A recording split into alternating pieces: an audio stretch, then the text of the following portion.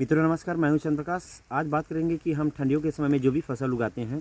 उनकी पत्तियां क्यों पीली पड़ जाती हैं। शुरुआती अवस्था में आप देखते होंगे कि पत्तियां जो होती हैं पीली पड़ जाती हैं। आखिर में इसका क्या कारण है और इसके क्या उपाय हैं, हम इसे किस प्रकार से हम इसे बचा सकते हैं कि हमारी पत्तियां पीली ना पड़ें और हरी बनी रहें। तो आज इसी के बारे में चर्चा करेंगे कि आखिर में क्यों जो है पत्तियाँ पीली पड़ जाती हैं।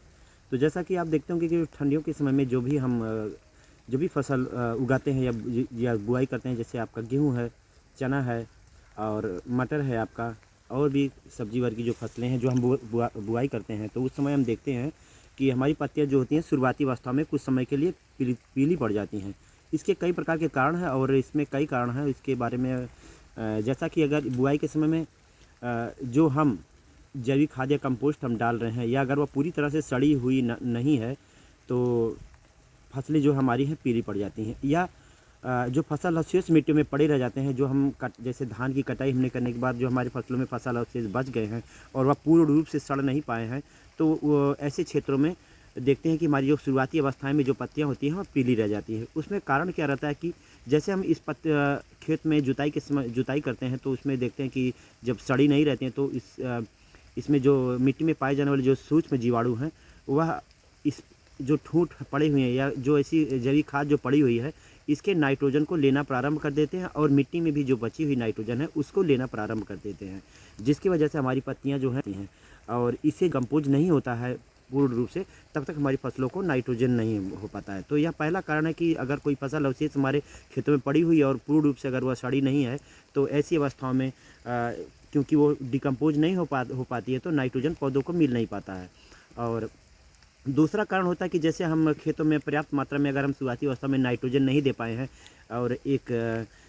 कार्बनिक खादों का जो एक समूह है, जो उसका एक बैलेंस है, अगर हम सही अवस्था में अगर उस बैलेंस को ना बनाकर ना दिए हैं खेतों में जुताई के समय में, तो तब भी उसमें जो नाइट्रोजन की कमी होने के कारण जो पत्तियां रहती हैं पीली हो जाती हैं। कारण क्या होता है कि पत्ते में जो क्लोरोफिल का निर्माण होता है वह नाइट्रोजन के कारण से होता है। जो फोटोसिंथेसिस की क्रिया होती है तो उसके ही कारण होती है। जैसे जब नाइट्रोजन की कमी पौधों में हो जाएगी तो पत्तियां जो हैं स्वाभाविक है कि स्वाभाविक रूप से आमतौर पर पत्तियां जो है पीली रह जाती हैं। तो इसके लिए हमें शुरुआती अवस्था में जो बैलेंस है, जो खाद का जो बैलेंस है, रासायनिक उर्वरकों का जो बैलेंस है या जैविक उर्वरकों का जो बैलेंस है, उसे बैलेंस में बनाकर ही हमें खाद को देना चाहिए मिट्टियों में, जिससे हमारी फसल में या मात्रा जो है नाइट्रोजन की मात्रा पूरी हो सके और पत्तियां जो है पीली ना पड़े। और तीसरा कारण होता है कि जैसे हम खेत की सिंचाई के समय में हम अधिक मात्रा में हम पानी की सिंचाई कर दें और खेत जो है पानी से पूर्ण रूप से भर जाए। कारण क्या होता है कि जैसे ही आप खेतों में पानी की सिंचाई करेंगे और मिट्टियों के जो कण होते हैं, जो जड़ों का जो क्षेत्र होता है जिसमें रंध्राकाश होता है, जिसमें ऑक्सीजन और वायु जो भरा रहता है, और वह ऑक्सीजन मिट्टियों से समाप्त हो जाता है और फसलों में जो जड़ होती है, छोटी पानी अधिकता होने के कारण जो फसलों की जड़ें होती हैं वह छोटी रह जाती हैं और अधिक नमी होने के कारण में जो पत्तियां जो हैं जो पीली पड़ने लगती हैं। पानी अधिक लगने से जो उसमें वायु की कमी जब आ जाती है, ऑक्सीजन की कमी आ जाती है, तो पत्तियां जो हैं पीली पड़ जाती है। इसमें हमें ध्यान देना चाहिए कि हमें पानी इतनी ही मात्रा में लगाना चाहिए कि जिससे हमारी पानी की निकासी की मात्रा हो और कम से कम पानी हमारे खेतों में लगे और पानी भर ना पाए। और चौथा कारण है आपका कि उस समय और क्योंकि अधिक नमी होना और कोहरे का प्रभाव। कुछ अवस्था में देखते हैं जब पानी जब अधिक रहता है तो उसमें उत्सर्जित पानी वाष्पित नहीं हो पाता है और पानी धीरे धीरे ही निकल पाता है मिट्टियों से, और जैसे जब आसानी से सूखता नहीं है और मिट्टियों में जो वायुमंडल में आपका जो नमी है अधिक रहती है, जैसे कोहरा के कारण जैसे नमी जब रह जाती हैं तो पत्तियों में क्लोरोफिल का निर्माण नहीं हो पाता, फोटोसिंथेसिस क्रिया जो है वो हो नहीं पाती है और क्लोरोफिल की कमी के कारण जो है पौधों से पौधे जो हैं पत्तियां जो होती हैं पीली पड़ जाती हैं, उसमें ब्रांचिंग और शाखाएं बनना कम हो जाती हैं। तो ऐसी अवस्था में हमें ध्यान देना चाहिए कि जैसे अगर खेतों में पानी अगर अधिक है तो पानी समाप्त होने के बाद हमें नाइट्रोजन का तुरंत प्रयोग करना चाहिए, जिससे और नाइट्रोजन का छिड़काव करना चाहिए। तो 20 ग्राम प्रति लीटर के हिसाब से नाइट्रोजन के साथ हमें मैग्नीशियम को 4 ग्राम प्रति लीटर के हिसाब से हमें मैग्नीशियम की इस मात्रा को 1 लीटर में 4 ग्राम मैग्नीशियम और 20 ग्राम नाइट्रोजन का छिड़काव पत्तियों में करना चाहिए, जिसके करने से नाइट्रोजन की जो मांग होती है जो पूरी हो जाती है, जिससे फोटोसिंथेसिस क्रिया हमारी अच्छी से होने लगती है और पौधों में जो पीलापन होता है वह दूर हो जाता है। और दूसरा इसके साथ हमें सल्फ़र देना चाहिए। सल्फ़र देने से जो होती जैसे नाइट्रोजन और नाइट्रोजन जो है वो पौधे में अवशोषण उसका तेज़ी से होता है, जिससे प्रोटीन का निर्माण होता है। और नाइट्रोजन जब हम नाइट्रोजन को का छिड़काव करते हैं तो हमें तीन प्रकार के जो खाद हैं हमें मिल जाते हैं आसानी से। नाइट्रोजन से हमें यूरिया से हमें नाइट्रोजन मिल जाता है, और मैग्नीशियम से हमें मैग्नीशियम और सल्फेट, नाइट्रोजन मैग्नीशियम सल्फेट, ये 3 प्रकार के हमें जो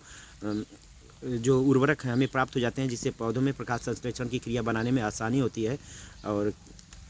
पौधे में जो पीलापन होता है वह समाप्त हो जाता है। तो विषय और पाँचवा कारण होता है कि हम अपने खेतों में काफ़ी अधिक मात्रा में हर्बिसाइड का प्रयोग करते हैं। जैसे कि हमारे खेतों में खरपतवार है, गेहूं की फसलों में आप देखते हैं कि अगर उसमें हर्बिसाइड का अगर डोज अधिक हो गया तो पौधे जो होते हैं पीले पड़ जाते हैं। तो इसे हमें बैलेंस के रूप में हमें हर्बिसाइड का कितना मात्रा में प्रयोग करना चाहिए, इसकी पूर्ण जानकारी होने के बाद ही हमें अपने खेतों में हर्बिसाइड का प्रयोग करना चाहिए। और प्रयोग करने के बाद जब पौधे पीले पड़ जाते हैं तो जैसे आपकी उसमें पैर जैसे सहने लायक हो जाए, मट्टियों में चलने लायक हो जाए, तो जैसे नमी कम हो, जैसे ही नमी मिट्टियों से कम हो तो हमें मैग्नीशियम और नाइट्रोजन के उर्वरकों का जो घोल है वह उसे देना चाहिए, और साथ में सल्फ़र भी दे देना चाहिए। सल्फ़र देने से जो स्ट्रेंथ है, जिससे ठंडियों को सहन करने की जो क्षमता है फसलों में, वह बहुत ही अच्छी हो जाती है। अधिक पाला सहन करने की क्षमता, और गर्मियों के मौसम में टेम्परेचर को अधिक उसको सहन करने की जो क्षमता होती है पौधों में, जो स्ट्रेंथ जो बनता है पौधों में, उसकी सहनशीलता पौधों में उत्पन्न होती है। और उसके साथ हर्बिसाइड का अगर प्रयोग आपने अधिक कर दिया मात्रा में, तो उसके साथ हमें नाइट्रोजन के साथ साथ कुछ माइक्रोन्यूट्रन को मिला करके हमें उसका बैलेंस है उसे बना करके हमें खेतों में छिड़काव करना चाहिए। तो बस आज के वीडियो में मित्रों बस इतना ही, और आपको एक